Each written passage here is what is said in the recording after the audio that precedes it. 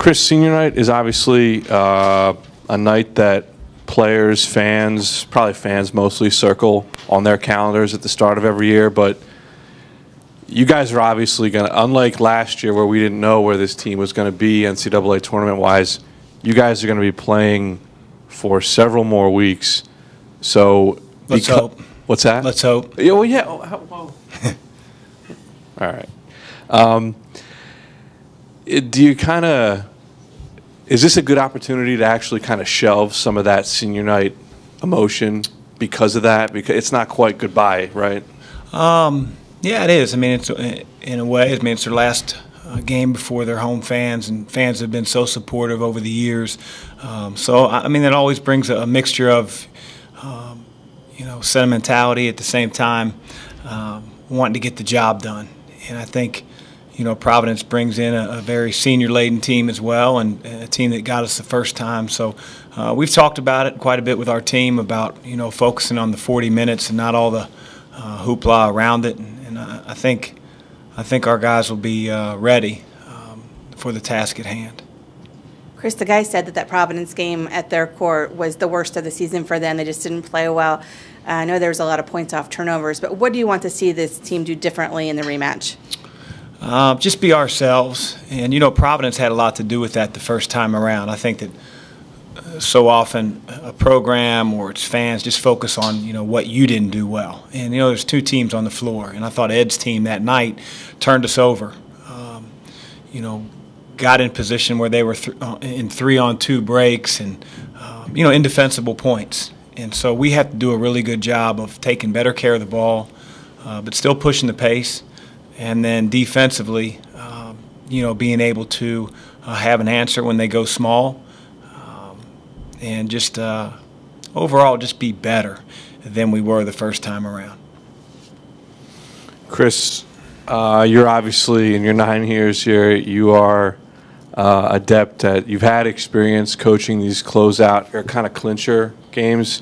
Do you, you alluded to it a little bit, I thought, in your first response to my question, but do you coach a little bit differently, maybe to account for any possible nerves, or is it the same message as it would be for any game? No, I don't worry about all that. It's basketball. I do, you know, talk to our guys, our team, about what's needed to beat Providence. And again, I think we have a pretty mature group, a group that's led by seniors.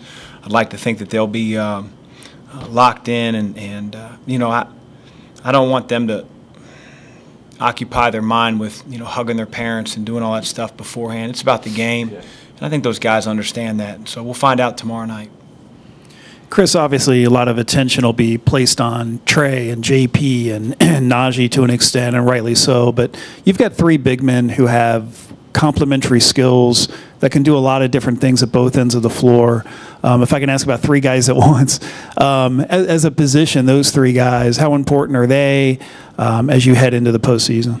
No, they're really important. We wouldn't be where we're at today without their efforts and their sacrifice. You know, I know if you ask each one of them separately, and if they were being really honest and threw their heart on the table, they'd probably say they want to play more. But, you know, in order to have a special team, you know, players and have to sacrifice and maybe carve out a role that maybe they didn't foresee at the beginning of the year. And for some it's playing time, for some it's scoring, maybe asked to do something that they didn't think they'd be asked to do. And each one of them had done it at a very, very high level. And, you know, I think when you look at Tyreek, he's an energy guy. He defends, he rebounds, he gives us a presence around the rim defensively, he takes charges. And then you look at Sean, I think he's gotten better on the defensive end so much. I mean, you know, 2 years ago, if you said you switch a ball screen against a point guard, I'd be like, not with Sean. They go right around him. And he does as good as anybody in the league at keeping a guy in front of him. He's become a much better rebounder. He's always been a great scorer. I've really been excited to watch Sean's development. Plays with a lot of confidence. And then Karam's just very unique. He's that mismatch 5, a guy that can stretch the floor. He can make passes. You know, he jumps this high, but yet nobody can block his shot. He just he has a way about him, and it's been fun to coach him in this year. And you know, he'll always be a part of the Xavier family, and it's been really fun to watch all 3 of them play their role this year. Speaking of Tyreek specifically, obviously on the defensive end, he's going to could be really important for you. Where is he at right now in his game, and what role do you see him playing as you head deeper into March?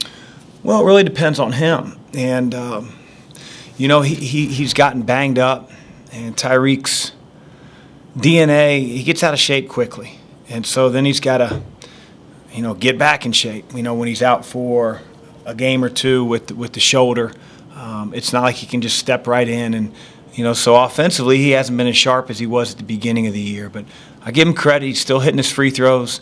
I thought he's played better in the last couple games. But I would be lying if I said conditioning isn't a factor for Ty. And when he went out with his shoulder for 2 or 3 games, it wasn't like he was practicing and not playing in the games. He wasn't doing really anything other than stationary bike work because he couldn't really move his arm. So, you know, we obviously depend more on Sean and Karen when it comes to scoring, but we don't want to be 4-on-5 on offense either. So I suspect his offense will be better than it's been the last maybe week or two. Chris, I wanted to ask you a big picture question, okay, about the FBI stuff. March is a celebration of this game, right? Would you agree with that? I mean, it's all eyes are on the tournament for sure. Are you upset? Do you feel like your industry is being attacked during that period? Do you feel like the timing is wrong for that? I mean, there's so many layers to that question.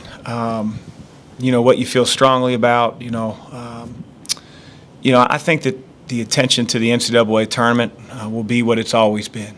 Sure, there are going to be critics and cynics, but at the same time, I mean, it's March Madness. I mean, people are excited. They're going to watch the tournament.